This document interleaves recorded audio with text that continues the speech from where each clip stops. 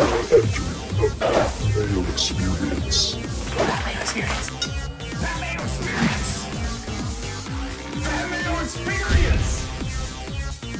Experience.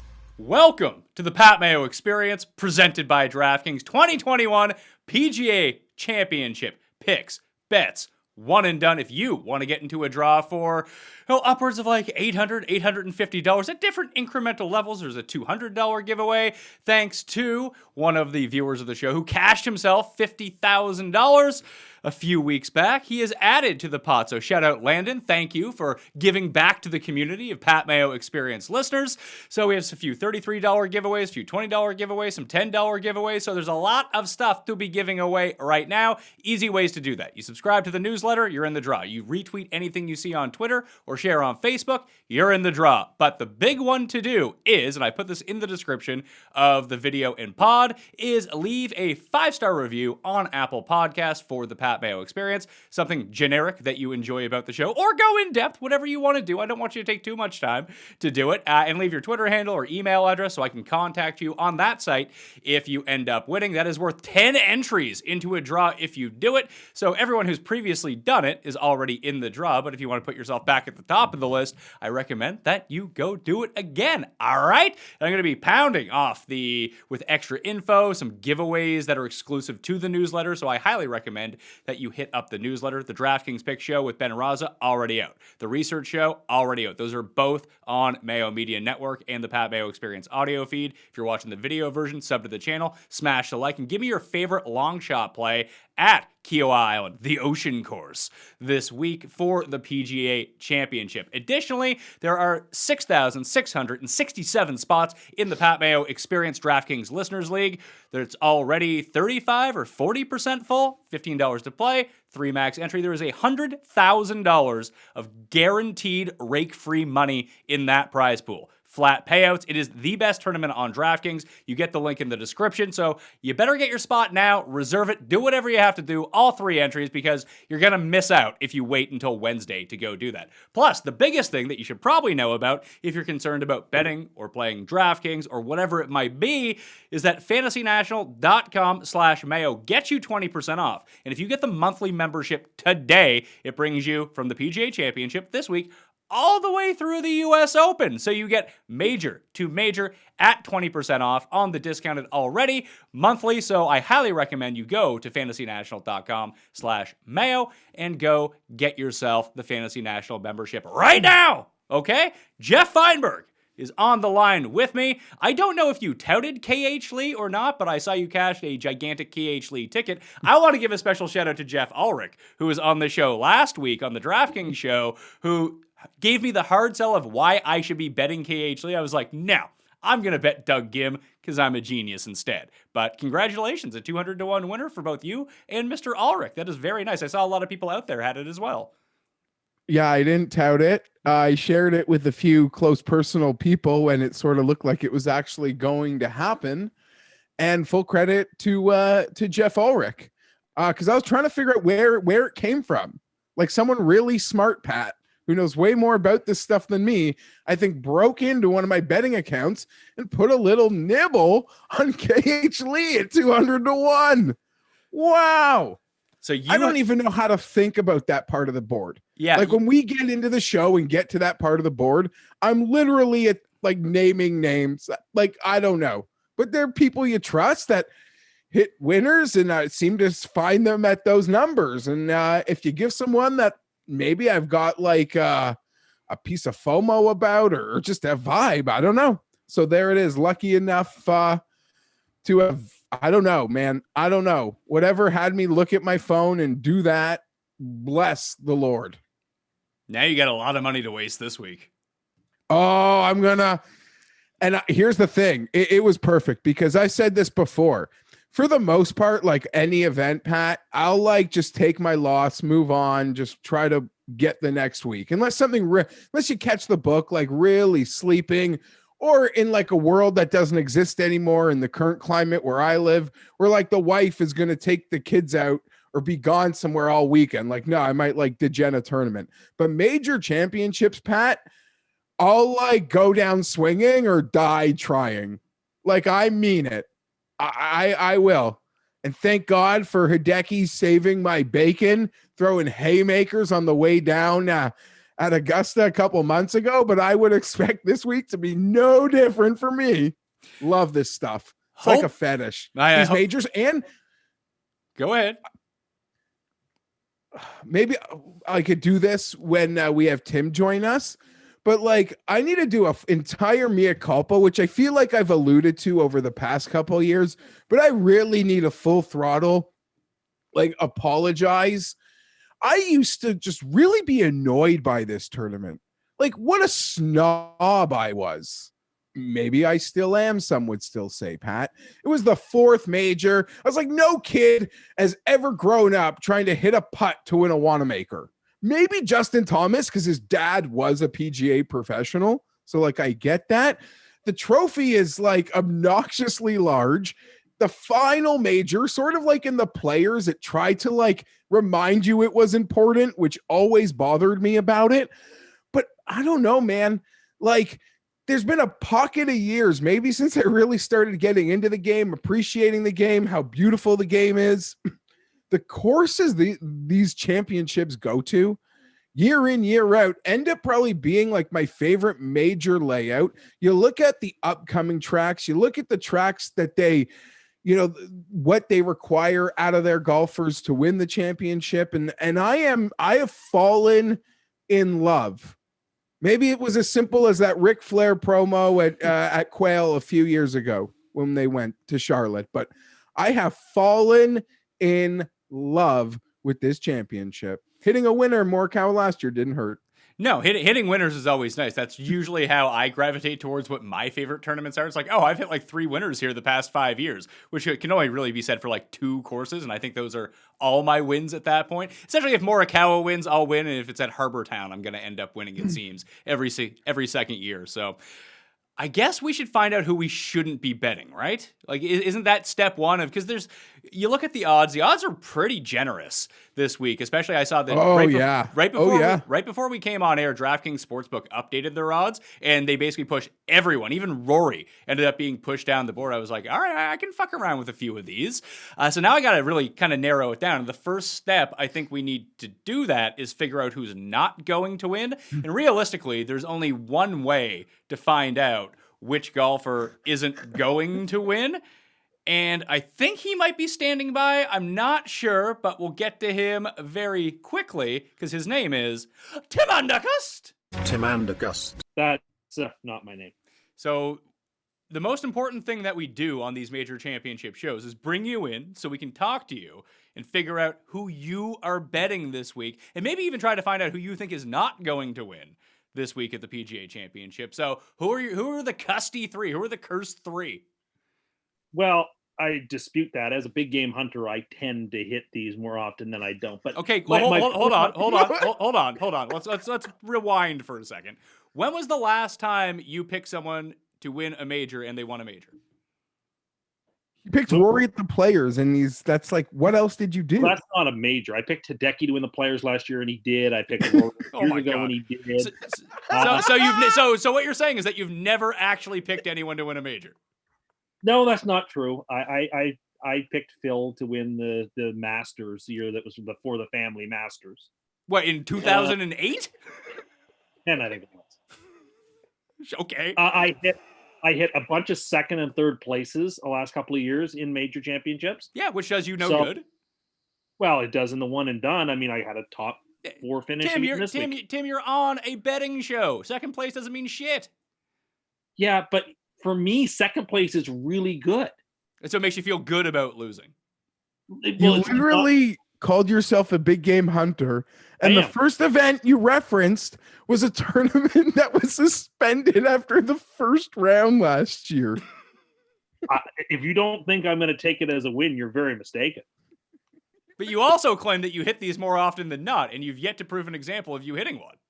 I tend to hit them more often than not. But let's move on to the pick. So as I saw you put on Twitter, I had a dream on Saturday night about the PGA Championship, which is very strange that I had that, but I did. And I dreamt that Bryson DeChambeau won the championship. So I take that as a sign that I should pick him because I wasn't planning on picking him, but I feel like I'm obliged to. So I've already used Bryson in one and done, so he won't be my one and done, but he's my pick to win the championship. Now, you know what I mean? There's not much that needs to be said about him. This course is nearly 8,000 yards long. This is a PGA Championship where length is going to be critical, more than usual, perhaps. So it's a really big advantage for him to have that length off the tee here, and I suspect he'll put it to very good use. So I think he's a very easy pick. And again, I had a vision, so I'm taking it. He's my first pick. You had a dream. I guess the only question that I and the people probably need to know is, was it a wet dream? Oh, God. No, of course not. Are you sure about that? I was at a PGA Championship. I don't know where it was, but I was there, and I was standing behind the 18th green, and Bryson hit an approach shot that went off the physical flag, like the fabric part of the flag, and dropped right to 2 inches to the hole, and then he walked up and putted it in, and then he threw his hat into the crowd like Mr. Palmer used to do. And he won so I just remember him winning, and I was like, woke up and went, well, this has got to be a sign. So let's go with it. All right, so that is your first overall pick, is Bryson. Bryson coming in right now at 15-1 on the betting board at DraftKings Sportsbook. Who's number 2? Number 2 is Colin Morikawa, who won this event last season. People would say, well, why are you taking the guy who won it last time? Well, if you look in the last several years, Harrington won back-to-back PGA championships. Tim, you just said the last several years. That was 2005 and 2006. So almost 20 years ago. I believe it was 2007, 2008. So more than a decade ago. So more than a decade is a few years for you. Won back-to-back U.S. Opens in 17 and 18. You saw Spieth win back-to-back majors in 2015. So this idea that picking somebody who's already won. Anyway, I don't take that narrative into play. I think he's got a really good opportunity. He's playing good golf. I don't know what his odds are. He should be about 30 or 35-1, I'm thinking. But I think he's a pretty good bet here. So I'm going to play him. And he's my one and done as well. All right. So he is 30-1 at DraftKings Sportsbook. But you just went on about how you need to have the length because you're going to have to navigate 8,000 yards. It doesn't worry you that he's not a big hitter?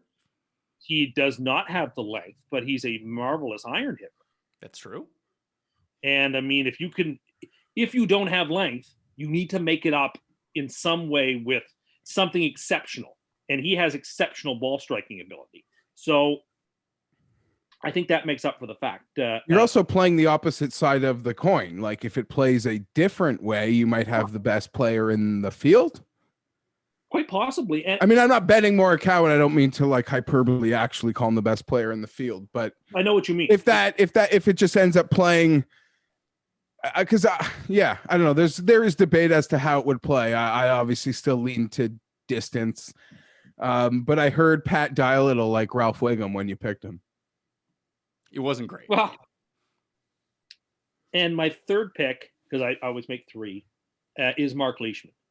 Not only is Leishman a good player in majors, he's been playing well recently. Yeah, he is. And I just think that if he were to break through in a major championship, I wouldn't be shocked at all if on the ocean in sort of weird circumstances as a marvelous player he broke through. So I'm taking him as well. What is he? 60, 50? I've seen it between 60. Maybe you could find an 80. I'm potentially interested in Leishman. I mean, I guess it's something me and Pat will debate further later on. I think his number is fair. He's kind of it feels like this is a moment he could be ready for on a course that does suit him. I mean, I liked all 3 of these guys, and now I don't know what to do, Jeff. Like, I just cross. Like, this is what I want to do. I wanted to get Tim on so we could cross guys off the list. I don't like this at all. I mean, there's certainly all 3 guys that survive multiple cuts as I am trying to figure out who I'm going to bet on. So I wonder what these guys pay. I'm also at the same time a little relieved because there's other people that I might have hated more to see him pick. Well, I have no doubt that you guys will have it to miss the cut parlay. Oh yeah, this one will be juicy too. Bryson, Morikawa, and Leishman, they'll probably pay like 100-1. I can see it. So who has no shot at winning? That's usually where you really come through in the clutch for us. At the top of the board, I think both Schauffele and Cantlay have absolutely no chance to win this. Cantley is in a different place of the board since you last looked at a golf betting board. I promise you. Maybe he is. I mean, he shouldn't be any more than like 40-1. He's That's not. where he is. Yeah. He's That's- In 40. fact, he should be lower than that because he's not going to win. So, I mean, Oh, what's okay. the Were point of- you just about to say that he doesn't win or that he's not going to win? I just said he's not going to win. Okay. An event like it's just not going to happen. So why bet it? So I'm out on those guys. I mean, I guess it's nothing to be fancy about to say you're out on Brooks Koepka, but I'm just completely out on him. Yeah, I don't think he's healthy enough. I just don't know that there's any value in betting. I mean, I guess you could get to a number where there would be value on Brooks. What would be the But number? What would be the number for you that would be value on Brooks? 75-1. All right, he might get there by the end of the week. He's at 50-1 right now. Yeah, I think it'd be hard pressed for a book to hang a number like that because anyway, maybe they will. I mean, what do I know? Zalatoris too. Get rid of him. He had a great appearance at the Masters, and I was very excited for him to do well. Here we But go. yeah, I think I would be surprised if he's teeing it up on Saturday. Put it that way. So, Jeff, there's a bet for us right there. Will Zalatoris to win the PGA Championship?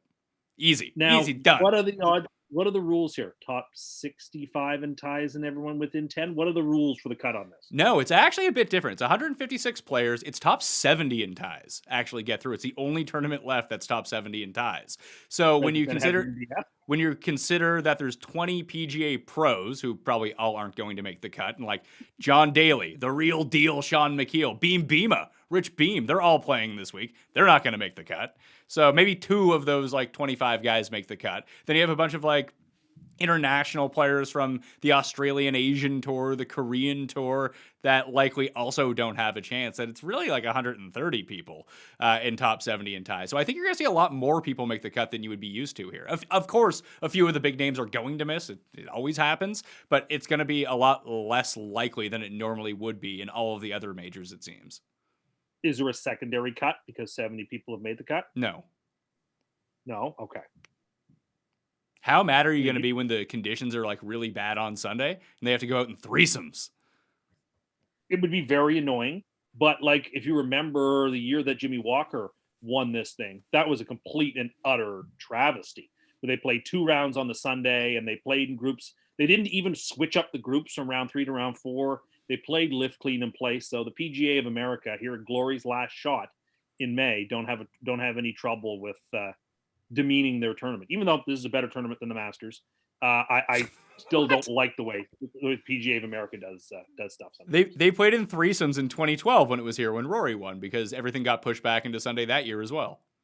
And they let Rory, and they basically gave Rory the championship at Valhalla. That was on TV It recently. It did feel badly in Valhalla too. So No, the PGA of America has a history of this kind that was Fowler was in the group with Phil. Yes, he was. And apparently, as it was told, Fowler gave the okay and Phil was pissed. I bet he was. Phil was, oh, what a guy. And now that Tim's here, I think it's important that we mention there's not much Phil can learn from Ricky Fowler, but he learned to just take an exemption without a care in the world. And that's a good thing. I say that in a good thing too. Phil earned it. There's no way this US Open then next month should go off without him.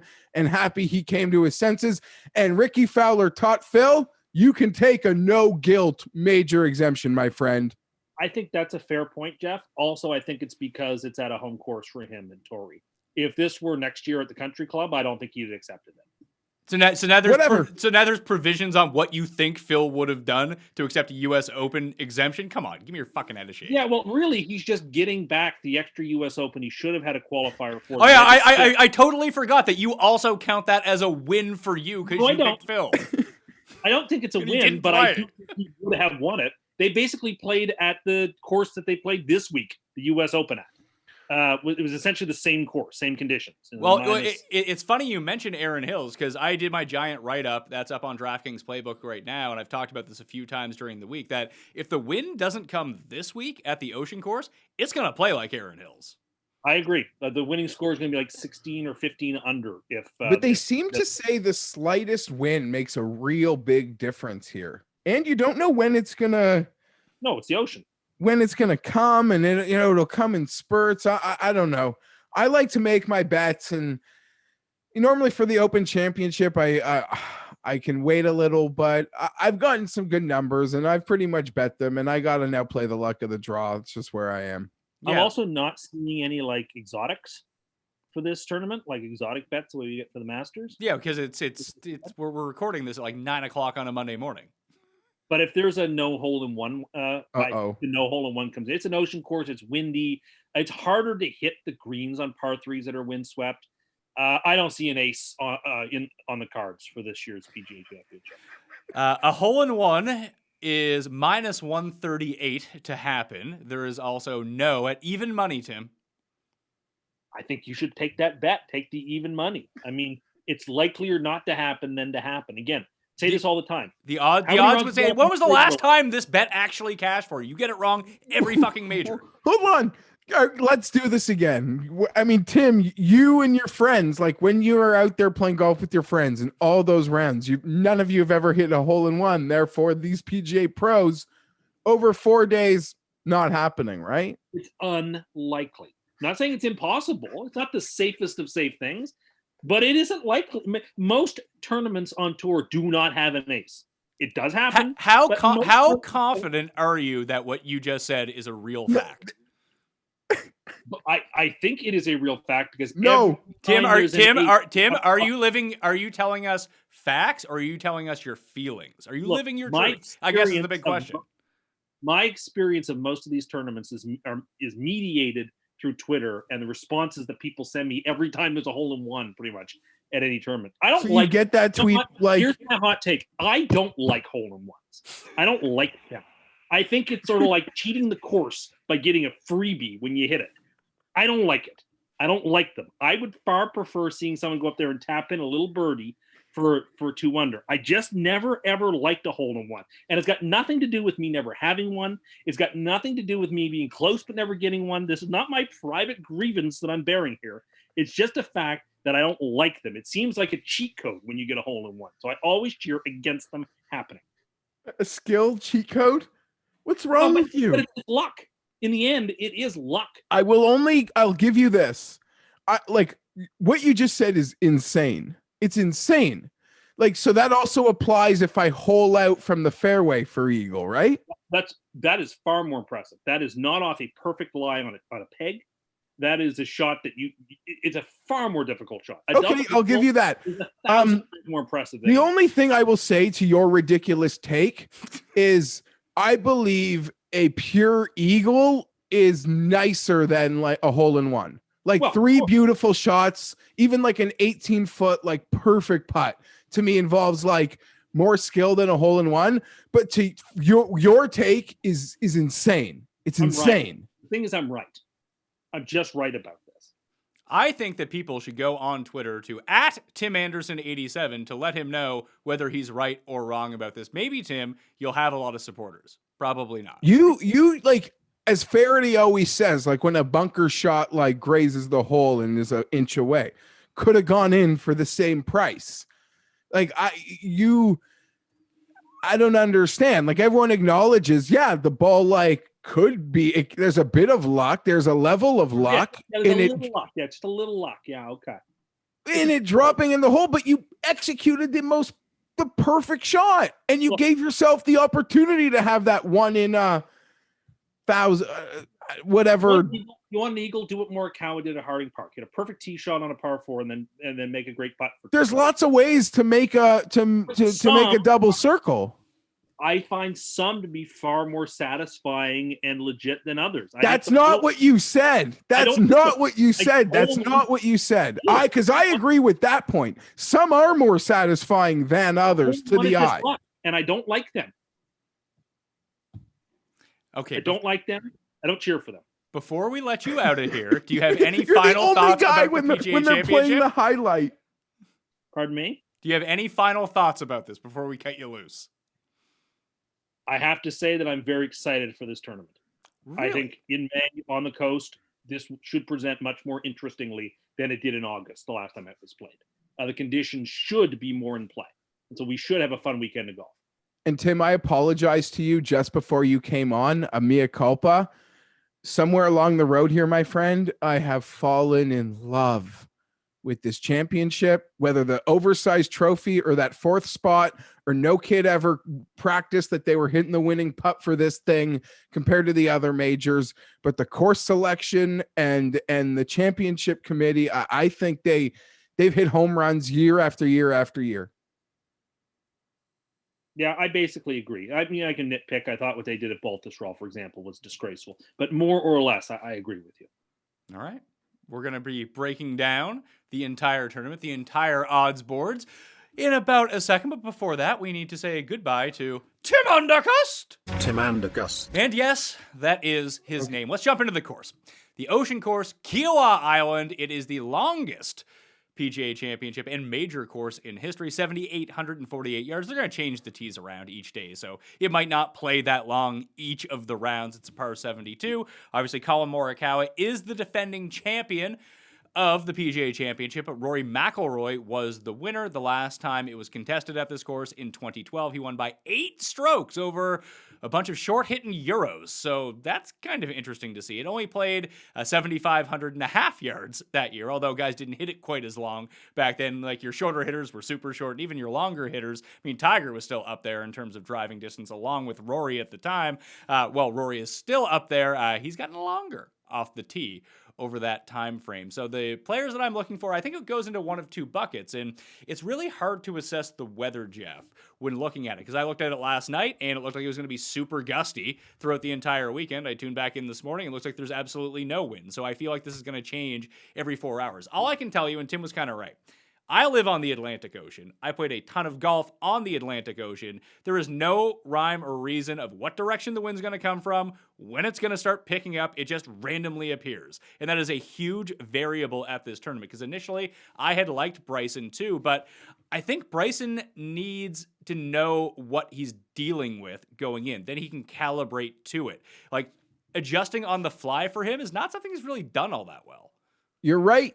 You're right. It's like a coach, like off a bye week where like the situation is as it's going to be presented. There are limited variables into weather and how the conditions. I think that's a really good point. Everything, everything becomes such a bigger deal to him that other guys, just to name a name like a Dustin, might not even be calibrating out there. Yeah, just good or bad. Dustin Johnson might not be awake enough to even notice that it's just blowing so badly. He's like, all right, I'm going to hit my shot. Yeah, it's a hard spot here, Pat. There are kind of a couple angles. You see that predicted yardage, and you do sort of see the people debating. There's no way it'll play to that. I guess they do a good job. I like how this tournament is done. How I mentioned with Tim, they'll set it up daily differently. Will they really play it to those tips? Even if they take it in a bit, it's still incredibly long.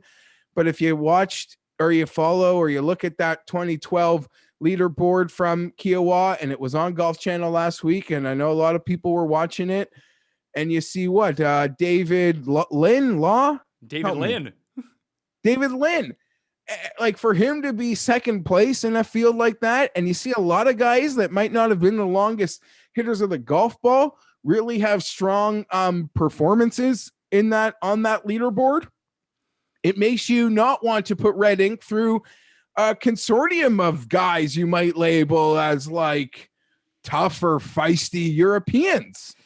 So it's that type of player though, and this is almost, there's two things that I find that are almost impossible to quantify this week when looking at stats. It's either you watch it and you have a good feel for this player, or you don't. Like, there's a lot of elevated greens here.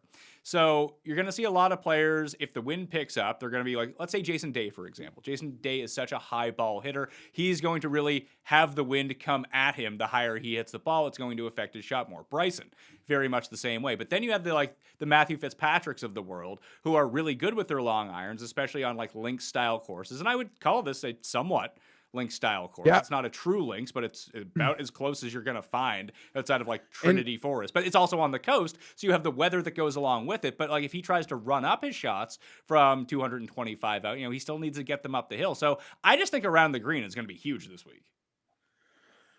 Well, that's very important. And how do I put this? You look at the stats, Pat, and you even see Rory last time. Yeah, he won by those, what was it, 8-6 at the 2-point conversion or no conversion? With the 2-pointer, they decided not to kick the XP. He led the field in scrambling, as well as being like top 5 in every single driving ball striking category. This is almost exactly what I wrote about. Is I don't think that you can look at Rory and his performance at this course and take anything away from it. It was best player in the world plays great, he wins. Like if Dustin goes out and plays to his 99th percentile outcome, he's going to win by 10 strokes this week. If JT does it, he's going to do the same. If Rahm does it, he's the same. There's like 6 guys that if they Rory brought his ceiling to a major champion. When one of these super elites brings their ceiling to a major championship and they do what they do very well, and then the things that can escape them, like chipping and putting, end up being like number 1 in the field and scrambling, that's the result we get. But you're going, it's like, oh, I want to rely on how do you put this? Even though you have to look at the greens and reg numbers though. Like even in leading the field in greens and regulation, you're still going to miss a lot of greens here, Pat. Like even if you're top 5 in the field. So you could look at this guy who's ball striking the shit out of it. And we're sitting there Friday doing a cut sweat. And oh my God, he has not been able to save himself ever. And he's just gone despite the ball striking. We are doing a cut sweat show this week on Friday. You're good with that? I didn't run that by you, but we're good for that, right? Yeah, no, buddy. That's like ingrained. You would have to tell me we weren't doing it for me to think there would be a change. I'll have to work on my setup here to figure out how I'm actually going to watch this. But so yeah, same. I'll put it in the newsletter. I'll tweet it out that it'll probably be like 4:00 p.m. Eastern time on Friday. That's what I'm guessing that when the live cut sweat show is going to be. That's only going to be on YouTube. Pat, so subscribe to Mayo Media Network. Yeah. I would also say you are absolutely right. This does have a lot of links tendencies. I think a lot of the guys that were on that leaderboard, like last time, had wins on a links course. This course is just a bunch of guys who play well at the Heritage. That's what it was last time. Do you know also everyone outside of a couple, there's so many guys. I was listening to the Bamford Golf podcast.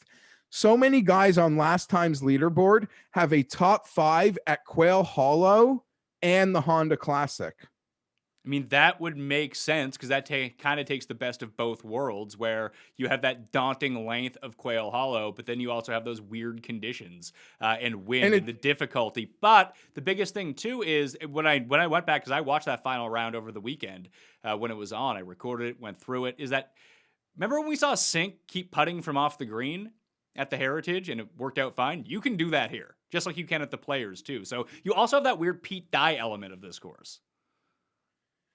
Yeah, and then when you look at, Pete Dye stats, it's so hard though, because I don't know, I want to quantify like the PGA West to something here. Like this is almost like a really different Pete Dye course, although it has a lot of the Pete Dye elements, right?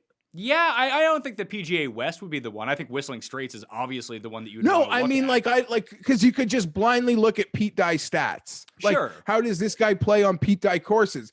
And that brings up a lot of Heritage and PGA West and a lot of courses that I feel like don't really give me anything for this place. Well, that's all I'm trying to say. Well, I don't know about Heritage though, because when you think about Heritage, yeah, it's like 1,000 yards shorter, but it's also a coastal course that's played in the same region and when you go back and look at that leaderboard, oh, there's Poulter, oh, there's Graham McDowell. Like those are guys that play well at the Heritage. But maybe it's 10 years, but maybe it's 10 years later and that's not going to be a thing anymore. I don't know. I'm pretty hyped. I doubt I'll have a winner, but I'm pretty hyped for this event on this course. All right, let's talk about the faves then. DraftKings Sportsbook.com is where you can find the updated numbers right now. The favorite of the field is the guy who is coming off of a win. He was the winner last time. You got Rory at 11-1, Rahm at 14, Thomas at 14, Spieth at 15, Bryson at 16, Xander at 17, Dustin at 18, Victor Hovland down to 20-1 on the betting board, probably going to be the highest owned guy on DraftKings as well. Rick Gaiman and I will be going through player by player on Tuesday for more of an in-depth DraftKings breakdown, plus some projected ownerships. If you're interested in that, which I'm going to guess that you are, but me and Raza already broke down the field and almost every single player in it on the weekend, so we'll see how much this changes over time. Like, there's only two names for me actually, of the guys 20-1 and below that I have interest in. One of them's Spieth and one of them's DJ. And I don't know where DJ's at coming off this quote-unquote knee injury that forced him out of last week. How do you put this? Well, I'll get to who I like in a second. I think I'm skipping this range entirely. I was very tempted by Rahm, DJ, and Bryson. Obviously, I blindly kind of ignore Spieth in favor of those people. And I might even make like a heavy head-to-head bet. Like, you can have Spieth, I get this guy. If one of them win, then we'll do a nice brown bag exchange, just so I can like have some action. I'm all here for Spieth, Pat. Like, I'm really enjoying everything he's doing. Even he makes those Eagle. No, doesn't sound like hold on. I'm gonna get to it. Makes like Friday. I know he roached Ruby's Spawn first round ticket for the split, and the Eagles like to end those rounds. I'm like enjoying it. I like it. When it happened at the one earlier, was that Valero? But I'm telling you, he wins a major. Like, I'm just like, it's majors. I just don't want him to keep pecking those. Everywhere else, I'm like into it. Not major championships. Even rostered him on like heavy on all my DraftKings last week. Like, I'm into it, but not for majors. But I could see it. His form is great. The guy didn't play since the Masters, and he did everything you would want to pretty much have seen him do coming into this event. And he'll make his magic from around the greens. How do you put this? He's driving the ball quite longer than people I think he is, to be honest, Pat. So yeah, I don't want to see it happen, but won't besmirch it. And Dustin, I'm seeing that number get bigger and bigger, Pat. It's getting bigger and bigger. Right? Like, it could be flirting with 20 soon. Why do we think he's injured? Because he withdrew? Well, he said he had a knee injury, and that's why he wasn't playing at the Byron Nelson. But he was also photographed doing backflips off a yacht just before that, too. So yeah, but he also like withdrew from Pebble, citing an injury, and not like tired. I just came back from overseas. I don't know. This is like golf. I'm saying, like, he has to put he's injured. He has to put he's injured in that statement. To me, the boat video means he's far less injured than being injured. I would think so too, and we're going to continue to see this number fall because no one has any interest in DJ. The only reason that I have the interest in DJ is because the number keeps falling. It's 18. It's 18 and a half in some spots. I've seen it in 19 in some spots. It's going to get to 20, and if it gets to 20, I feel like I'm going to bet it.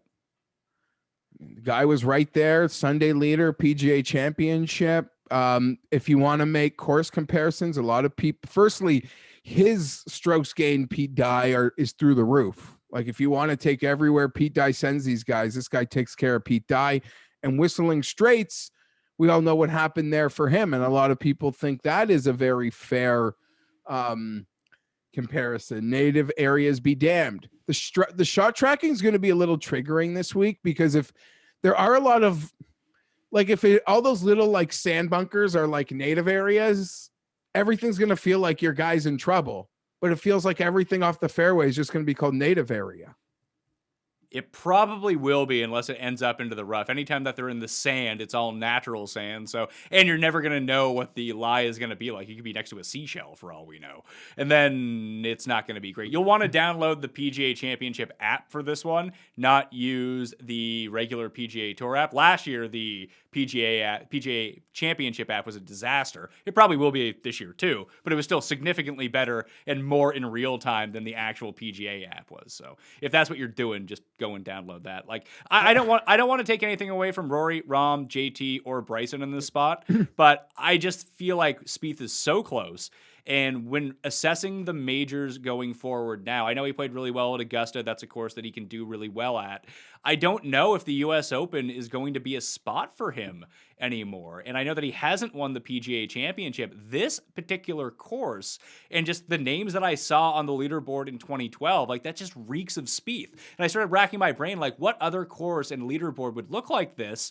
You can even include Rory on it if you wanted to. And it's the 2018 Open Championship at Carnoustie when, remember, it kind of played super tough, but there were still scoring opportunities. And then Molinari just made every 12-foot putt and he ended up winning. But it's like Molinari, Kisner, Rory, Rose, Xander, Chappell was up there in Pepperell, Tiger, Finau, Kuchar, Spieth. Like, this is how this tournament strikes me. And I know that's not going to be, and I could be completely wrong about that, because as most people, Tim included, as he said, they're just going to be like, who hits it the longest? I'm going to take them. I just don't know if that's going to be the case here. I mean, yeah, I want to say, try to have a bit of an eclectic mix on my card, because the app, the scoring, the yardage tells you bombers, but you watch it in the past history and you sense it might not play as long. You do feel other guys have life, and Spieth is the elite captain of that team. Differently than like Morikawa gets it, because Morikawa's a lot like cleaner. You know, Spieth is a lot more of an experience, even to making the birdies and pars. Like that insane shot he made from a hosel. Was that on Thursday or something? Like whatever, like thing his ball was in. I'm not betting him to win the major. If he does it, good for you. And I see it. The guy's playing amazing. He's been playing since Torrey Pines. And he didn't play for a month since the Masters, and he played amazing last week. You could feel a lot confident. If I was coming on, I'm not betting under 20, so I don't feel like I'm going to have this conversation. But you're onto it, and there's definitely a case to be made. After Rory, who's now the supreme chalk with the win at a course he's won at, the guy that is playing the most consistent, the best of this group, with the least amount of questions, is Jordan Spieth. Because I'm sorry, John, I love you, but you've got questions right now. Something isn't clicking. I've always joked, like baby swag to me, Pat, and if Jon Rahm wins, I'll freaking melt. Baby swag to me, it's like such a better, and maybe it's whatever I make it out to be. That's for damn sure. Let's clear that. There's no science. This is perception swag. So are we, like, Victor's a part of this group in terms of the betting? Yeah, he's hold at on, 20 though. to 1. Like, are we getting to Victor at 20 to 1 here? Well, I'll talk about him in a second, but I want to make this point. When players of like a lesser quality have a baby, I feel like baby swag is real. When players of like a super elite quality have a baby, I feel like they legitimately are so secure, like they can take the time, like nothing changes. If anything, their play could deteriorate because they are in such a perfect, like they don't need to go chase any starts or money. Like look at Rory right after his baby, yada, yada, yada. That being said, I'd love Rahm to win. He enters that conversation, Pat, of first-time major winners. We've been doing this show now. It's a lot of fun. Hideki checked one off 45, 50 to 1. Last year, we got a couple of them with Bryson at 28, Morikawa at 35. We had Shane Lowry. I'm not saying we've hit these bets. These were the numbers. Shane Lowry was what, like 80? Woodland was what, like 80? Reed 40. Sergio 40. Bright Brooks on the first was probably like 35, 40. JT at the first was like 40, 30, whatever it was, 35, maybe even higher. Could even been 50. That's the sweet spot. Winning at this number, I feel like we've just got to watch Jon Rahm do it. You know, because I was there with DJ when we first started doing the show, just chasing the number and finally getting it at Oakmont because you knew it was going to happen. I don't want to recreate that scenario where I've got to have a pacing box in my room because I'm laying, I don't want to tell you what I lay on like a 12, 14 to 1 in a major if I chose to bet it. And Justin Thomas just can't, I don't trust his putter. So I don't trust you. I don't trust your putter. I don't trust you. If you putt, you can win. That's great. And I'll cheer for you because you're a great guy. I like you, I mean, but I'm not betting it. And Bryson, you've really scared me with like, acknowledging the fact that like when he knows what's coming and he can set up for it, it's perfect. When it like is on the fly like a football coach, I don't know, right? Doesn't seem like it works. Now I can get to Hovland because I'll tell you what, Patrick. I don't know if I'm supposed to name a book, so I won't. But I had to make some phone calls to get access to a 35-1 on Victor on the weekend. So that is a heavy play for me. I bet Victor Hovland 35-1, and I would still have considered. I was even wanting to bet the 28s that were out on the weekend too. But he's hyper popular now. But I could debate this all day, and I'm not even going to ask another book to give me a Victor prop because I'm going for the field goal win again. It's interesting because him and Xander are both into this group, and it does seem like the rocket ship is to the moon for Hovland right now. I don't know. I the best I see is 24-1 on him, and I don't think that I'm going to get there. I think that he's more in a bucket with the guys in the next tier back than those super elite players. But this has been a breakout spot for people over the years that I wouldn't be stunned whatsoever. There's a reason that he's getting so much momentum right now. This has historically been like a breakthrough spot for that younger player to take the leap up. That's what the PGA Championship has really been for throughout the years. And I mean, I don't want to, just to circle back to Bryson for a second, like, I don't want to make it seem like Bryson can't win because there could be win. Like, that's stupid.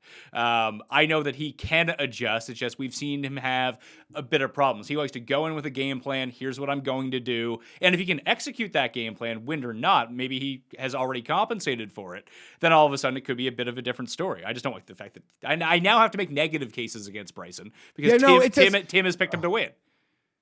Yeah, and that's the thing. Like anything I said about those top guys, yeah, the Spieth one is far more maybe real than the others. I like them all. Like if they win, I'm not surprised. Having to debate not betting them makes it me frame that I'm like negatives. That I'm just framing the negatives. We all know the positives. They're all absolutely amazing. The Victor thing scares the shit out of me, Pat, now. And you know what this is reminiscent of? It's reminiscent of it. And I'm on both of them. I'll put it out there. I have bet both of these guys. Last year, Xander Schauffele in the pre-markets was in the 30s. Victor, Ben Cooley has a preseason prop on Vic at 50 for today or for this week. So that's great. And remember last year, Xander was in those like 30s and he went off the whole Harding Park thing, 20, 22, 18. Like it got crazy. Vic has become this year's Xander. Xander was like that super, super hype darling last year. From a guy even already high on the odds board, getting crushed even lower to now he's now being asked to be priced with essentially Dustin Johnson by the time this thing goes off. That's crazy. But I'm betting Xander again. So this is where my card starts. I couldn't go under 20, but Xander at 25-1. I bet on a sports book we have access to here in the Great North. Nice to say that Tim, his first comment when you said that you were betting Xander is that Xander has no chance of winning, and then he repeated it on the show. So that's always a good sign for whenever you bet on a golfer. Do you know? I mean, I don't bet each ways, but you can make the case that I could free roll this bet if I made it with an each way. I mean, then why wouldn't you just take all your money and bet the top 5? Then maybe that's what I should do too on a separate bet. You're right, because this guy.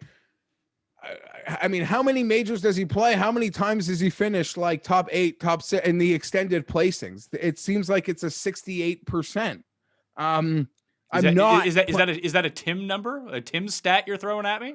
No, it's actually could be higher, Pat. I think he's played 18 majors, and I think that he has come inside the top 8 like 8 times. That's pretty good. What if I told you Finau's in his last 12 has been like inside the top 10, 8 of them? We'll get to Finau here in a bit once we jump to the next level because I have some Tony but Finau I do thoughts like this week. Xander a lot, and sometimes I pick on Xander when I say he doesn't do anything. We see these guys win each week with like some super elite skill set. Xander just doing everything really good is holding him back. Well, hopefully this week, Xand X baby, gonna give it to you. Let's get across the line. I feel great about that, and I probably will have to make a Xander prop because maybe I don't like doing that. I bet this low. I don't attach it to anything. When I bet here, I don't get top 5, 8 props each ways. What I do is ask the books, Give me an alternate line to win by a field goal. That's what I do because I'm insane. Oh, so you admit that you are insane now. I'm crewing when it comes to this stuff. Major championship golfs, how I want to bet it. And I have a problem, Pat. I noticed this in some discussions. I have not only is like major championship like their fetish for me in general through the week and the weekend. I am like obsessed with betting guys to try to win their first majors. Like obsessed with it. I can't bet on guys that have already won majors. There's no fun in that for me.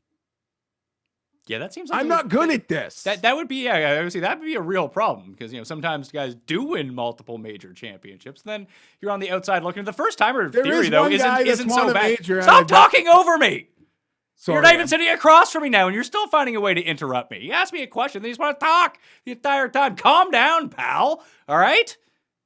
All right. Smack me. Now you can continue. No, I noticed there is one guy who has won a major that I did bet. It's like 100 to 1. Is it Bubba Watson? No. Okay. So we'll get down the list there because we're still in the favorites part and we're an hour into the show. So Dustin and Spieth are the short list players for me. I don't know if I'm going to get to them. I want to see if this Dustin number continues to drop on me. But all of my final picks on Wednesday, I don't want to commit to too much right now because betting one guy at the top of the board really affects what I want to do down the list. So I want to see if there's just 2 or 3 guys I like in that 40 or 50 range, potentially a little bit more. And then all of a sudden that I'm not going to go back to the top. So Wednesday during the live show, noon Eastern time on Mayo Media Network is when I will reveal that. Let's get to the next level. Daniel Berger, 30 to 1 at DraftKings Sportsbook. So is Colin Morikawa, one of Tim's picks. Hideki 35, Reed 35, Scheffler 35, Finau 40, Cantlay, Webb, both 45. Cameron Smith is 46 to 1 for some reason. Then you have Brooks at 50 to 1. That's the entire 20 through 50. There's no one in the 20s right now besides Victor Hovland, which I thought was really interesting. A couple of these guys kind of do it for me here. Like I can always talk myself into Reed at a major championship, especially if I think that it's going to be tougher conditions. I don't know if I'm going to get there with him right now, but the one I am going to bet for sure, I might make him my one and done as well. I really like Cam Smith this week. If you just go back and look at the performances, that's not even including the team win that he had, is if he can drive the ball okay this week, the rest of his game is perfect for this course. He hits those long irons so well. The putting is back. The short game is immaculate. And he's weirdly Spieth-esque. That no matter the weird situation that he finds himself in, regardless of the lie, like he's just a master of pulling out these shots. And I think you're going to need that this week.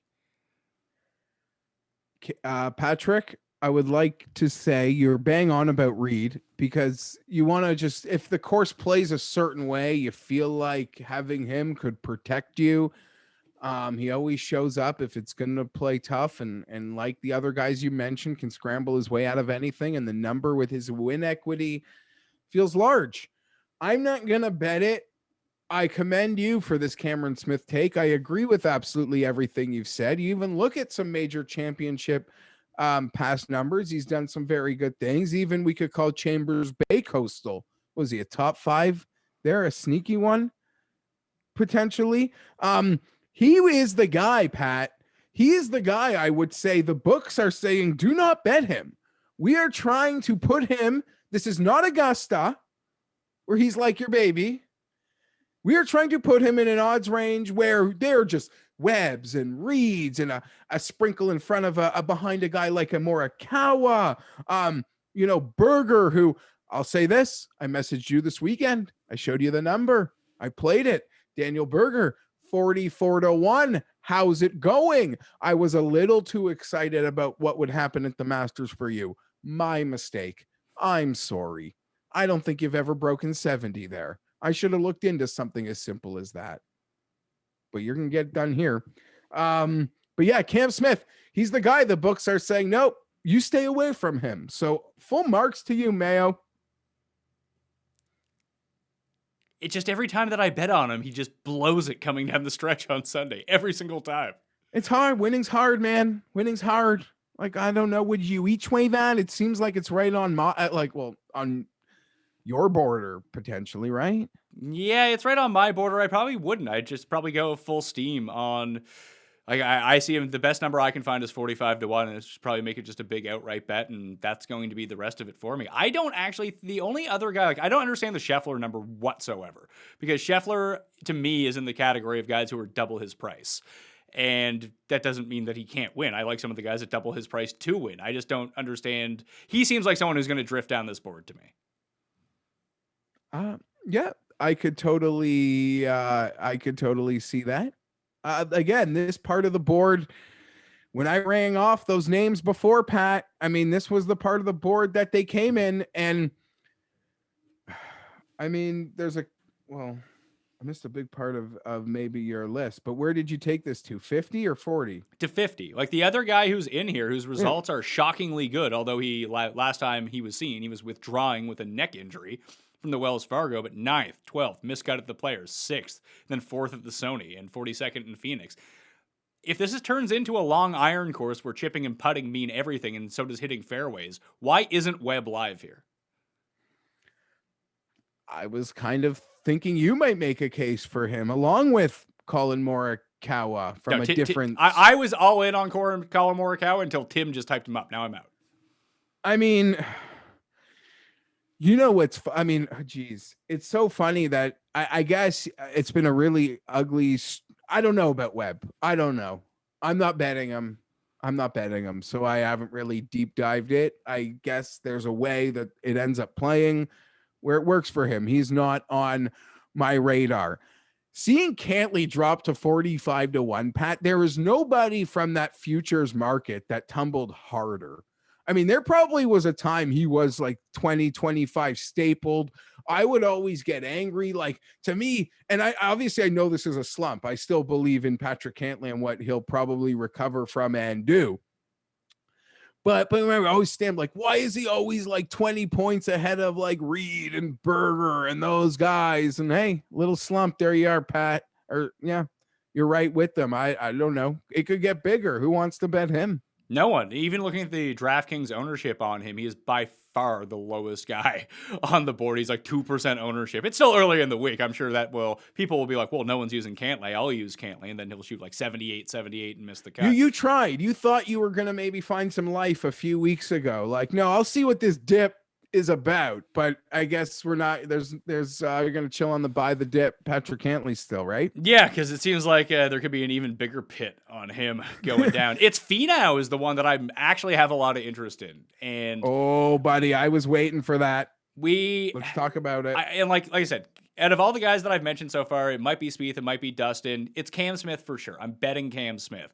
With Finau, so there's a weird narrative that's in play here because we have this Paspalum green surface, which tends to play a little bit slower, although they think it might play a little bit faster at this course. You see it at seaside courses all the time. So Puerto Rico, Mayakoba, Corrales, we saw a bit of it overseas at Kuala Lumpur at TPC when it was there. The Olympics for Brazil also had it. And you said that TPC, or the one in China, the WGC might have it as well. I don't know about that. I couldn't find any information on it because that's sometimes these green surfaces are tough to find out, but which would have been a Xander win. People are just already hyping up Victor because of this. Like, well, both of Victor's wins have come on this putting surface.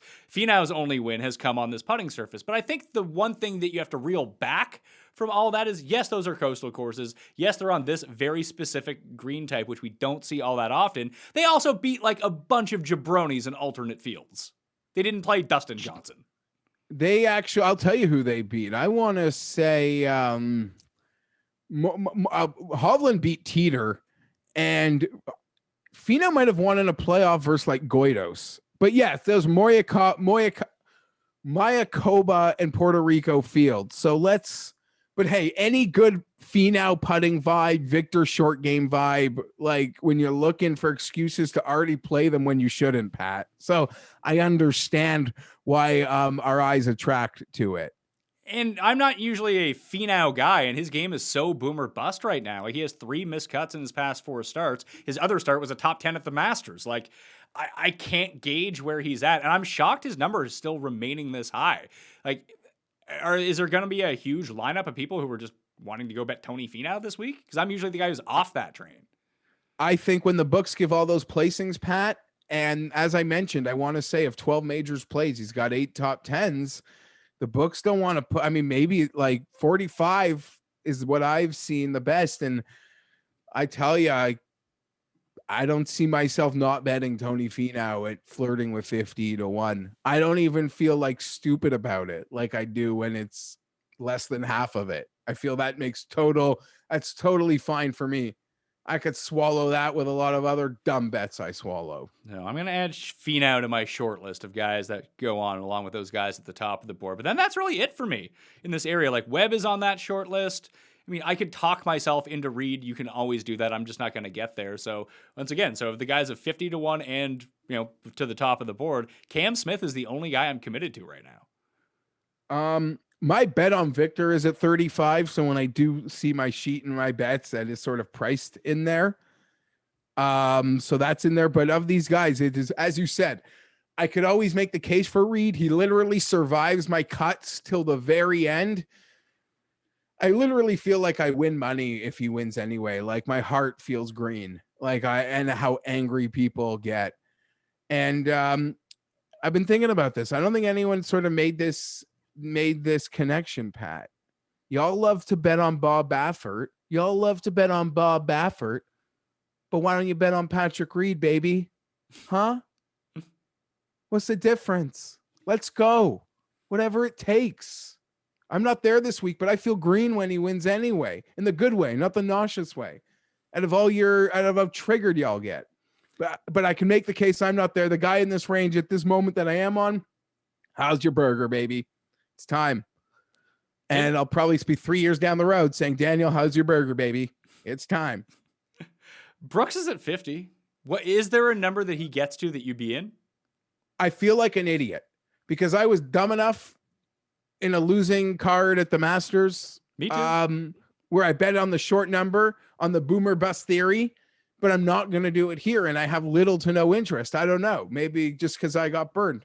But this is a number you could totally feel comfortable taking a swing and miss with. It wouldn't at 50, 45, 55 where it could get. You joked with Tim, you could maybe see it flirt with 70 by the time we get into the middle of this week. If no one's betting it, it doesn't hinder you from doing anything else you really want to do with your card. No, I don't think so. I'm going to wait to see if that number continues to fall because just even looking at his numbers from the Byron Nelson, really good off the tee, really good around the greens, couldn't hit an iron and could not make a putt to save his life. And I just worry about him reading these greens because that was his biggest problem at the Masters, was his day 2 putting. And it was the problem at the Byron Nelson last week too. But if that's something he can get rectified, I mean, why not? I mean, it's a long course that is expected to play tough. Isn't that where we like Brooks? Absolutely. 100%. So I think he just needs to be monitored as the week goes along. And if you start seeing there's positive certainly not stories, red ink. Sorry, certainly not red ink through him. And I'm sorry about earlier. I'm so excited. It's even so early in the day, Pat. I haven't even been able to get my downers in yet. I'm just so fired up. So I apologize. I was like a rambling machine earlier. I was so excited. I can't help myself. And it was a mistake because in learning how we do the show together, I was staring at the odds board and I wasn't sort of staring at our camera feed where I could have maybe picked up some visual cues, but I'm an idiot. Hey, so, this is a brand new I'm working through my own us. things and I'm working through it. Just law of averages, right? We don't need to talk about Hideki. It's that crazy. It's going to just happen. I just can't bet on that happening, but I love him. And it's great to see. You don't think that he's going to win the Slam this year? Win all 4 majors?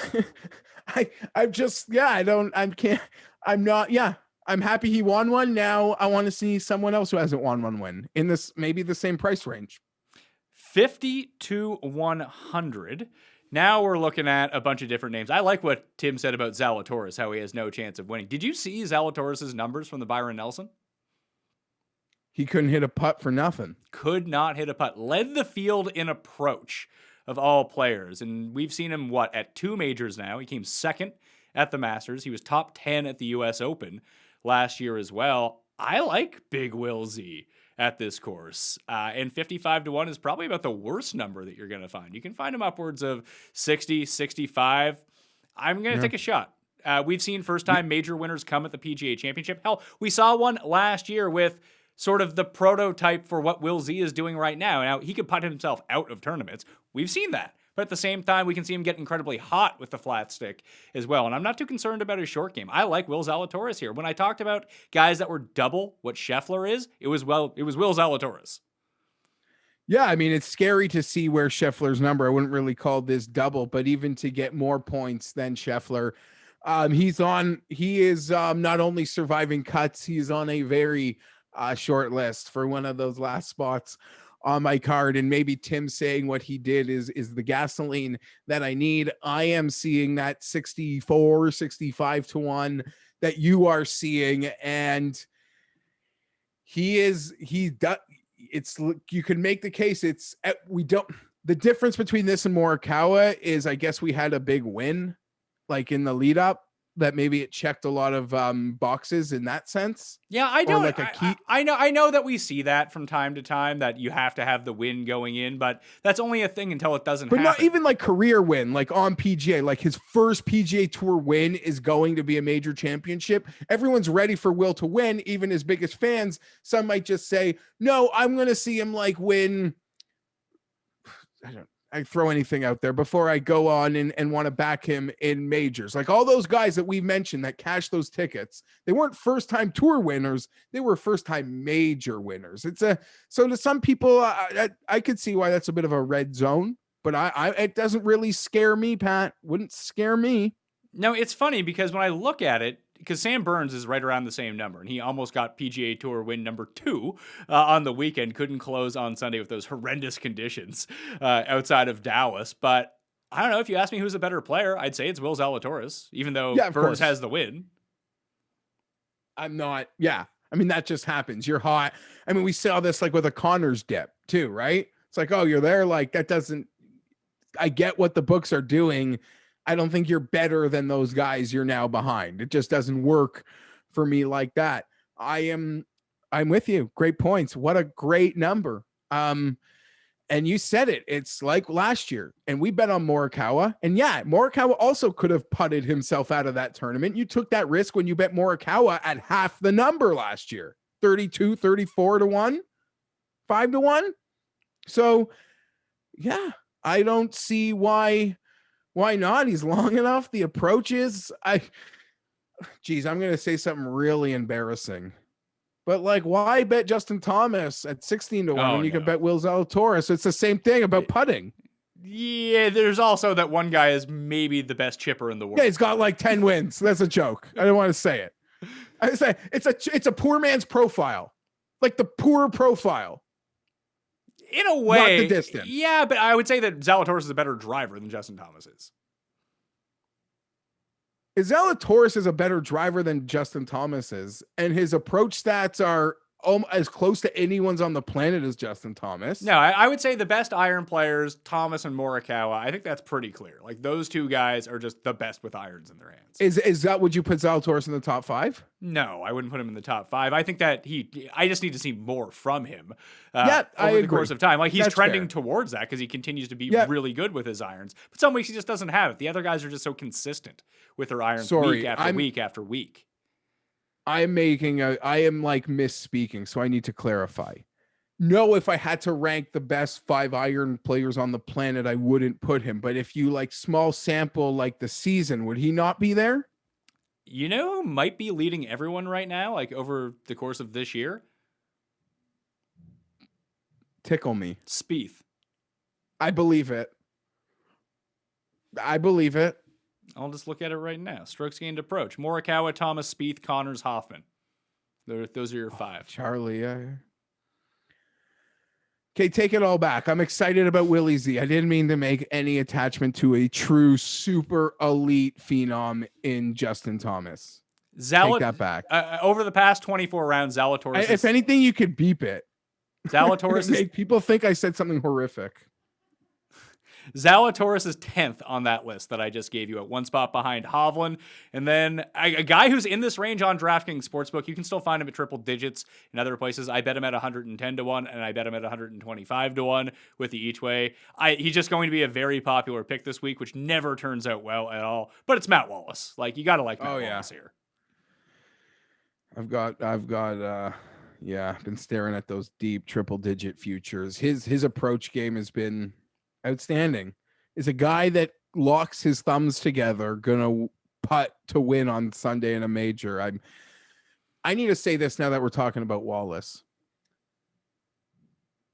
We all have these people in our lives that make things so much harder than they need to be.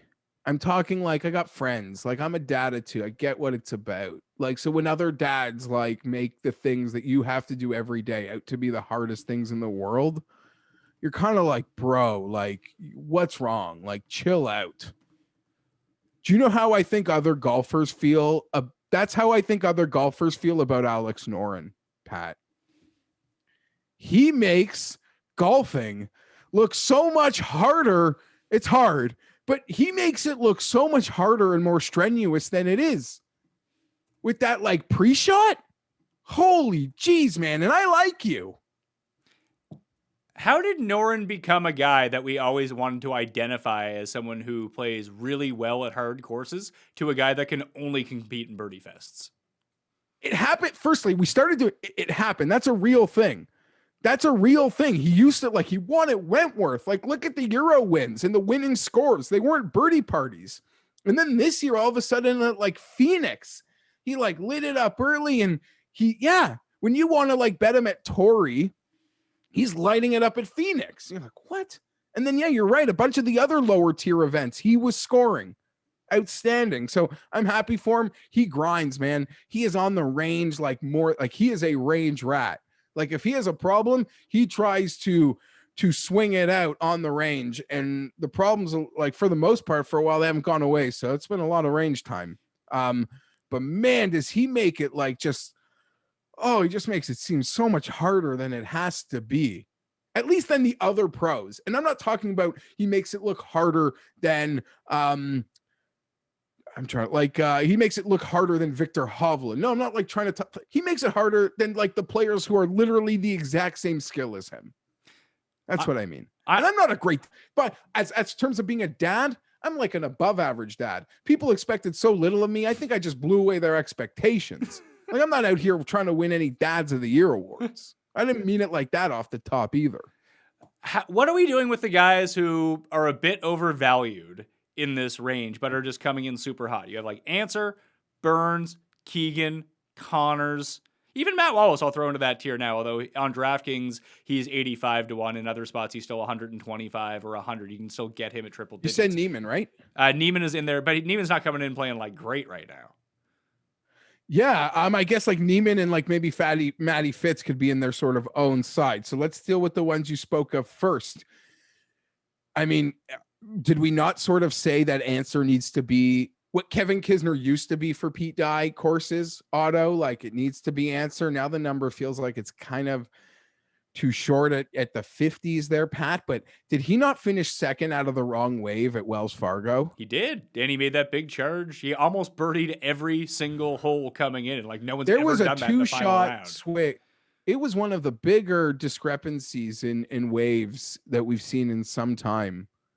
The way he's striking the ball, but I guess you would say, why don't I just bet Webb at 10 points shorter? I probably would. That's why I'm going to bet Cam Smith, because I feel like Cam Smith falls into that same sort of bucket too. I listen, it's like you've said with a bunch of guys. Like I'd be happy for Answer if he won. I just don't know if I'm going to get there at 55 at a major championship when I just see who I consider to be better players down the board. Like I think Neiman's a better player. I think Neiman is going to win a bigger event in his career. I don't know if I'm going to bet Neiman here because I see other names, like other losers I enjoy to bet, like the Hatton number is all over the board. Hatton goes anywhere from like 50 to 1. He's 55 on DraftKings Sportsbook. I've seen him as high as 80 in some spots. He's a better player. I agree with what you're saying, and it can't be ignored. I mean, say what you want. I don't want to disrespect the Australian PGA win. Those are quality wins. It's kind of similar to Zalatoris. Like, it's no different, right? He hasn't won yet, so I can't say that about Zalatoris. Like, we all think Answer is going to win events. Do you think his first PGA Tour event win is going to be a major? It could Maybe. be. But it could be. Yeah, no, he plays these hard courses so well. So let me ask you, you would rather bet Zalatoris than Answer, I assume. I would. I'm probably going to end up betting Zalatoris, especially because Tim said he had no chance of winning. And I also agree with you. I'm all like, I'm seeing the big hat numbers, and you kind of look at that leaderboard and you see Poulter and you see GMAC, and okay, you see that David Lynn. David Lynn. Oh, David Lynn in order. It doesn't work that way. Why don't you leave the nicknames to me, pal? Yeah.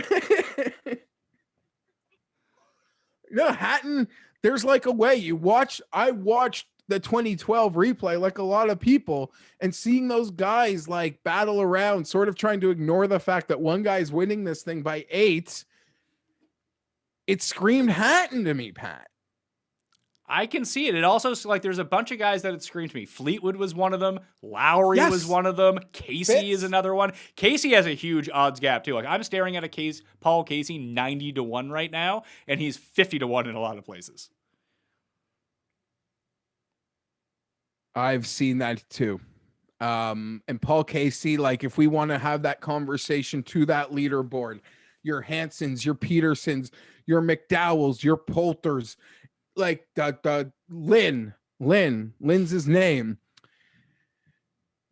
Like the consortium of north of 60-1, what you would consider like feisty Euros. And maybe right? that's, but I don't want to fall too much into the trap of that was one tournament 10 years ago. One tournament. Maybe it was just a weird outlier that happened, and there was no predictive nature to that whatsoever. But I just look at how this course plays. I think that Paul Casey plays well at links courses, so that could kind of go hand in hand. I've seen him play really well in the wind. That was another reason why I like Dustin too, because Dustin's a good wind player. Absolutely. But absolutely. And hey, you mentioned other guys there. Like, I can't besmirch. Sorry. I'm all about Tommy Fleetwood, and I see a lot of links. Like, there's a lot of, and you can make your own links to whatever. Like, me even mentioning the Honda Classic as a link. Like, I think about Tommy Fleetwood. Like, that's how out there I am. Crazy. Any way to like talk about Tommy Fleetwood, I will find it. Any way to talk myself into betting Tommy Fleetwood, I will find it. But unlike Answer, we would agree, granted no PGA win, he's like a far more accomplished world golfer, correct? Like, yeah, I would completely agree with that. I don't think that anyone would disagree with you on that, especially although he has no wins obviously in the PGA or in a major championship. We've seen him compete in long, hard majors before and do really well. His game's kind of coming around. Yeah, it is. But yeah, no, all those guys, I mean, geez, there's someone else I want to mention, but I think we need to cross another threshold before his name would get brought up. But, you know, Tim mentioned Leishman, and I sort of had a short PC conversation with you that I don't know what, like, I'm pairing Cam Smith and Leishman because they were teammates and they just won and they're both Australian. But do you think that Cam Smith should be double Leishman at this moment, or you just believe so much in Cam Smith that you're going to bet that 40? I just believe so much in Cam Smith. I see it at 40. I'm going to take the 45 on it, but I just think, listen, I've seen Leishman navigate his way around. If you want to talk about past Palom greens, he won over in Kuala Lumpur on these, so it's not like he's immune to it, but I don't know. I don't know if I see enough. Even when he was like contending at the Masters, it felt so smoke and mirrors.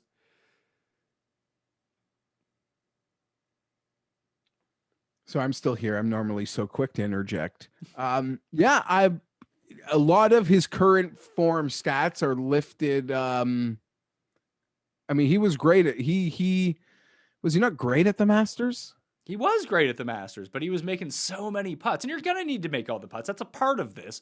It's so hard to bank on something like that. I just look at like the overall numbers. I don't want to take anything away from Leishman because he is playing really well right now, but I see big numbers on Lowry, and Lowry is sneaky playing really well. And this Sneaky play. yeah, just if the shittier the conditions, the more I like Lowry. And then if you look at like where he plays well, they're just really long, hard courses. Like, he won the Open Championship in bad conditions. That was a hard week. He played great. He won at Firestone. He won over in Dubai at a really long course against Brooks, against DJ. Like, he likes these long courses. And he's like Leishman. He's a bad driver of the ball. But sometimes he drives it well enough that he can scramble his way out of it. And if you have to get it up and down here or contend with the wind and keep the ball low or just think about unique ways of how to get the ball onto the green that other guys just won't. He's just a creative player like that, and I think that he can do it. I have a list of the feisty Euros, and he is double starred, like the 50 to 100 to 1 and a little behind, because I feel like Sergio's just popping in behind, and as was Matt Wallace. But it'd be tough if you're like going to ride that feisty Euro wave and not be all about Shane Lowry. So yeah, I totally see that from this part of the board. You would normally, how do I put this? If Fitz didn't miss the cut next week and played, had the finish Spieth had, let's just say, would you be all about him? I'm because it feels like he's a guy that I was expecting you to make a hard case for today. I like Fitz. I think that he's fine, but I'm now in an area where I really like I said, I only have one of the bets of guys in this range. I think I need to narrow it down to probably two of them, maybe three of them, or two of them and then go above 100 to 1 if I still want to have some access to the very top of the board. If I'm starting at Cam Smith right now at 45, I do have room for someone up there. So Cam Smith, Zalatoris at 65 will be the next one that I put on. And I think I'd rather take the deeper number on Casey and Lowry than I would. I mean, that Hatton number that I saw earlier this morning is now gone. It's back down to like 55. I still don't mind the 55, but if I can get Casey at 90, I'd probably just take that instead. And if I can see Lowry at 125, I'd probably take that too. Yeah. Just for my own personal, would you prefer Neiman or Fitzpatrick? Probably Fitz. Like, I just worry so much. And I like Neiman in the wind, which is really weird because he has that awesome stinger shot that really allows him to maintain his distance when the wind starts picking up. A lot like Woodland does in a way. And then obviously that Tiger used to have too. And we see that Justin Thomas can break it out from time to time. I just worry that Neiman chips himself out of a tournament. I've seen it twice in the past, like 6 starts.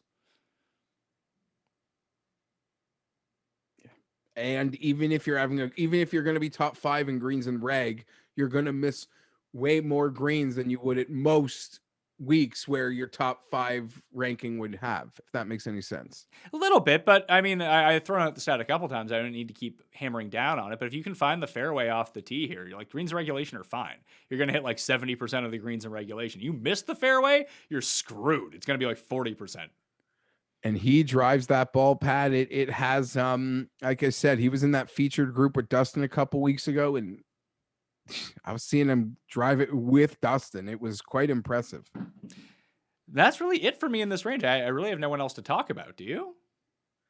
No. How Sungjae is kind of fallen, right? Yes, I see Sungjae. What's the hanging here? Is at 80? Is that what we're seeing Sungjae at? Yeah. I'm seeing a high number of 80, Pat. It seems like a good number. Seems like a very good number. A little of the Corey Connors steam has cooled down, like it's gone to other guys, Abe Answer and some others, I assume, right? yeah, but like Connors is still 70 to 1. Like it's still. I didn't put it this way. At the beginning of the year, I would not have expected Corey Connors to be 70 to 1 at the PGA Championship. No, and a lot of guys are still holding futures of like 125, 150 that they should be happy about. He feels like a guy that you'd like to probably bet with placings, and I say that as a guy that bets guys that don't win at half that number, who isn't betting placings.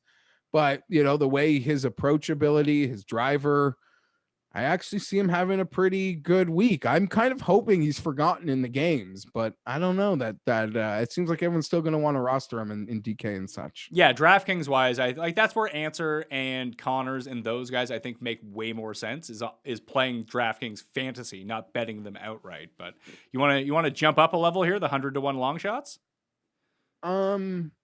Yeah, I guess. Well, I mean, you probably spoke about Louis with Ben, so we don't need to mention it, right? Yeah, and he'll come back up again. Neither you or I are betting him. Okay, 100-1.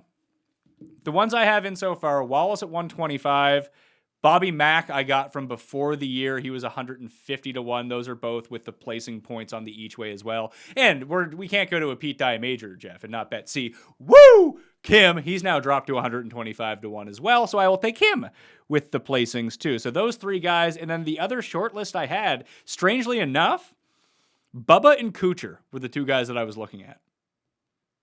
I mean, Kuchar, just the whole beat die list, the fact that he's in form, the fact that he can sometimes show up on courses you might on a Monday think are going to be too long for him. So I don't mind Cooch feeling good getting in form. He's down. Also mentioned he got to work with his coach last week with in person, the first time he's been working with his coach in person for the first time in forever, and that's kind of led to a bit of a form return for Kuchar. I certainly like that. I like Wallace. I'm only mentioning him because of the feisty Euro category. I will not be betting him because he's the ceremonial major championship golfer since his Masters win. But Sergio Garcia, 110-1. Some people seem to be fancying. Fun. That's if you're out there and you're betting Sergio, let me know how that works out. I am on Woodland. I like Woodland. I'll probably even look for more Woodland to supplement the Woodland I already have, Pat. So he's the major champion. I've mentioned that I really do just get sucked into betting guys that have never won majors before. I did bet a guy that won a major that I cashed on. So we are doing that. Charlie Hoffman, man, he shows up everywhere with the form. You think this might be a bit too much of a beast for him? Maybe. I'm seeing on DraftKings, Kuchar's 175-1. Like, I think he's probably a better top 10 bet than he is an outright win bet. But then you have someone, Kuchar. But then you have someone like Hoffman, right? So Hoffman, Kirk, Tringali, all these guys that are pasting the second tier PGA events and really propping up their numbers right now. I don't know what to make of them is the problem. Like, how do they do? It's one thing when it's like a lot of the guys who have played on this putting surface before and they go and they win the Puerto Rico Open. Yeah, the reason that they're playing in the Puerto Rico Open because they're not good enough to play in the WGCs where all the good players are. Yeah, of course. And like, so I'm just saying, Victor, you were like fifth hypothetically in the stats in putting that week. Well, would you have been fifth in putting if all these guys were there? Probably not. A guy I know you've mentioned to me and Siwoo on the Pete Dye course obviously goes without saying, but the tension, the pressure might get there on the weekend.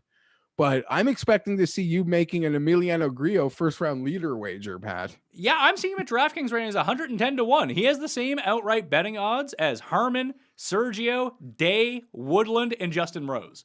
Rose is super interesting, I think, for this course because he was top 10 last time it was here. I think the other times that he's played on Pass Palom was like the Olympics. He won there, obviously, and he still has the driving is still good. The irons are still good. He missed the cut at Valspar, but that was putting related. And the Honda Classic, we know that he played well there. He withdrew this year, but I think you forget that he was kind of in the mix until he put 3 in the water and then couldn't walk anymore. And he was, as you've mentioned, one of the guys that I had mentioned to you that with those T5s at both Wells Fargo and Honda that have been mentioned. And you mentioned the Stewart Sink. You could do a lot of that hybrid putting. Well, Sink has gotten the attention, but we all know the grand poobah of that on tour is Justin Rose, in my opinion. So you have that going for you. But on that note, Pat, I mean, sounds crazy that I'm saying it, but when you look at the driving stats, you wouldn't believe how high he ranks. And I'm talking about Stewart Sink. I won't get there with it, but I completely understand it.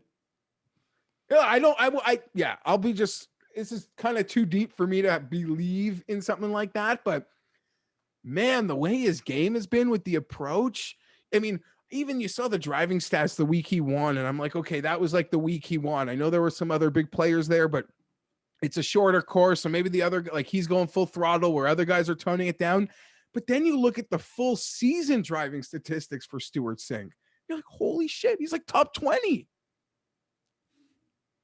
I don't know if I'm going to get. With, I don't know if I'm going to get there with Stuart Sink. Although we know he can putt from off the green, so that's going to be good news for him. Yeah, I don't know. The old dude that I was concerned with, I misspoke. Justin Rose was at API this year and not Honda. Has played Honda really well in his past, just like Adam Scott has. Another guy who's played well at both of those courses that you had mentioned before. But I was looking at Westwood. Westwood kind of got his game back a little bit at Byron Nelson. Now, can you take anything from Byron Nelson because it was the easiest possible course anyone could have played? But it was the first time in a while he played okay. Yeah, I'm not there. I feel like I'll have less of that player. That type of player. I'm always Team Westwood though. Feisty old Euro? Isn't that what we've been talking about? Yeah, no, I just mean like the shorter hitter that's just gonna need everything. In the end, he'll miss the 4-footer, and if he makes him, I'll cry for him. Like I live in a pro Westwood house. So I don't need a bet on Westwood to have all the feels for Westwood. Just trying to think who else in this range. Oh, wow. What a number. I'm seeing Ricky as high as 180, Pat. Oh, is that doing it for you? In on Ricky? I don't think. Ricardo Flower. Yeah. Does Ricardo get a major championship win first or a Corn Ferry win first? Could be staring Corn Ferry in the face. Who else is here? I know we talk about him a lot.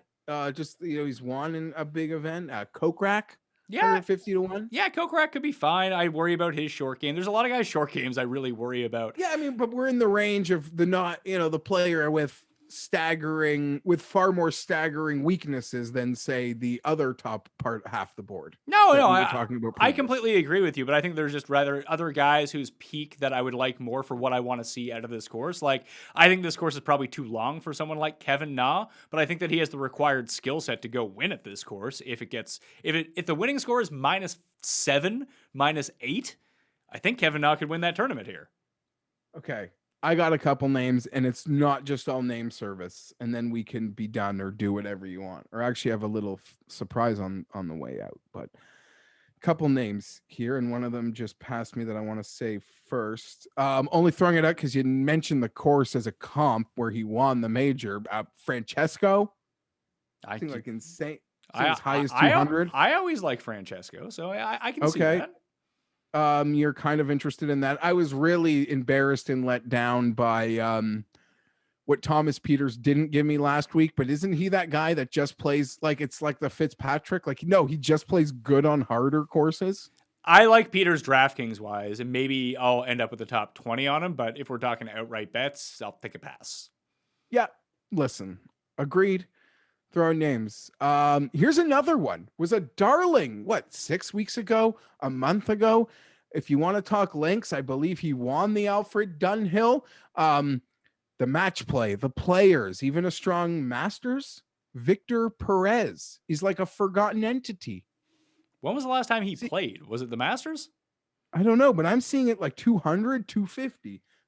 So that's it. That's it for me, just like naming names. But those are guys that I think I would have the most interest.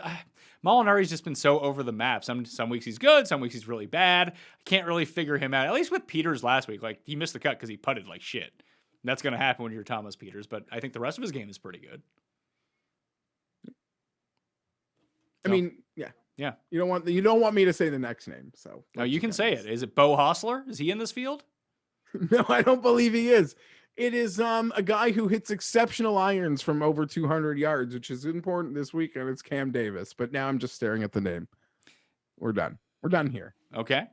But I did want to make the Bubba case. Bubba has played these, I'm ready for it. 5 of 12 wins on Pete Dye courses, 2nd at Whistling Straits, 11th here in 2012, 21st at Whistling Straits in 2015, and he's like starting to get his game back a little bit. And the biggest thing with him is his driving numbers are through the roof. No big surprise with Bubba, but if you go and look at it, over the past 8 months, he's hitting way more fairways than everyone else, which out of the big hitters of his distance, he is the one who's leading in fairways gained. He's hitting more fairways than the field is doing right now. And if he can do that here, I think that's a huge advantage. And if this is a course where he can putt from off the green and really get a sense of how this is going to play, I kind of like Bubba. Not going to talk you out of it. At the same price, there's been so much love for Keegan, but I haven't really heard anyone with love for Bubba. There's love for Keegan, and Keegan's like 60-1. I'm seeing it higher. I feel like DK's got 100. Oh, DK has 100 on him. The one I was just looking at had 60. I was switching around. Wow, yeah, no, DK, yeah. I mean, just speaking of Keegan, no, as you said, you bet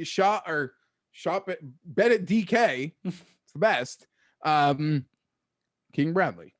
Keegan Bradley's 70-1 on DraftKings Sportsbook right now. I don't hate it. When I ran the numbers, he came out number 1. I was like, oh, great. I almost threw my computer into the trash. So maybe this grid I use should update.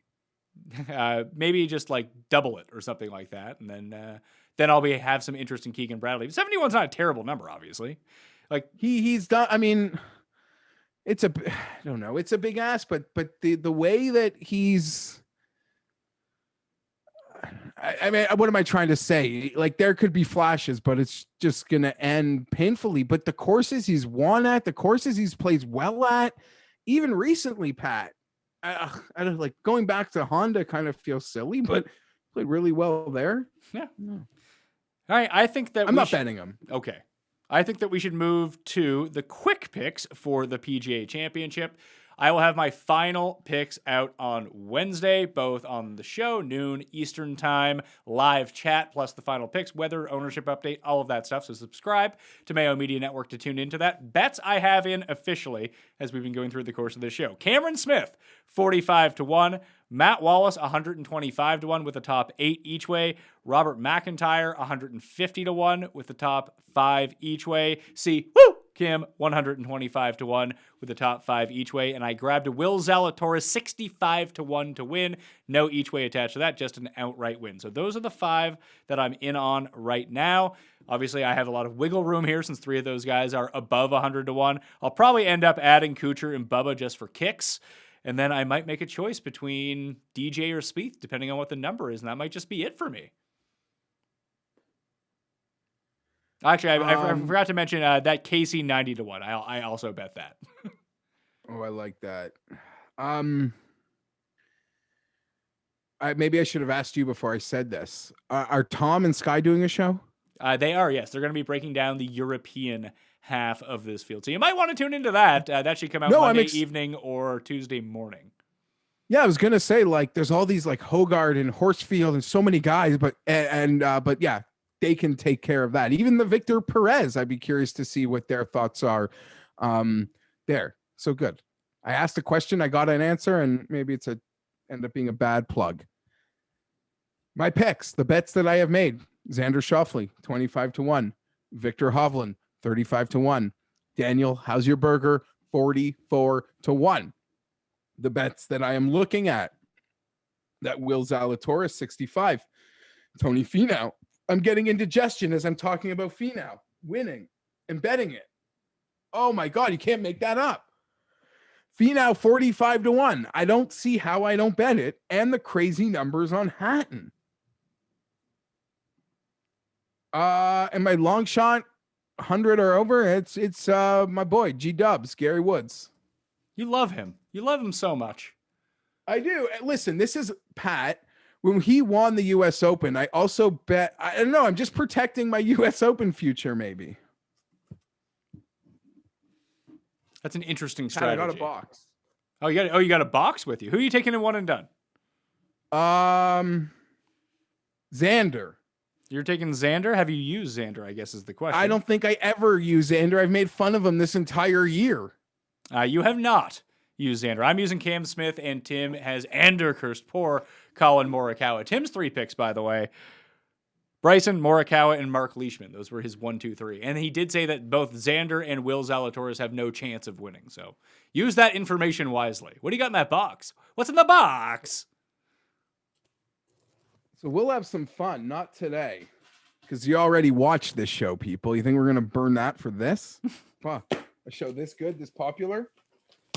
So, not going to lie, have not really been that impressed with what I've seen come out. But like a very lucky person, Pat, I hoarded 2 pre-orders at a very reasonable, fair price of the golf cards. Oh.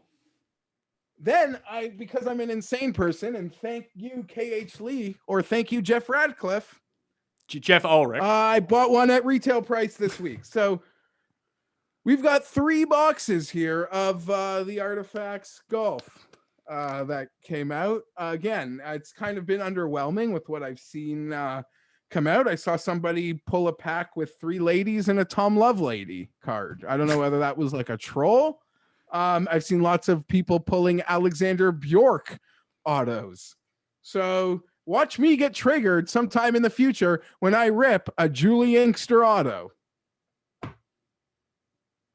Maybe we'll do something. We'll give something away. Maybe we can have some fun. Well, hopefully we just get like 90 Tiger Woods cards. Oh my God, I would go through the roof. I watched some of the breaks, and I'm happy when they have bad boxes because I'm dumb enough to believe maybe mine will be good. Because they didn't get the good ones. They're just stored in the Yeah. boxes. Oh, that you yeah. have.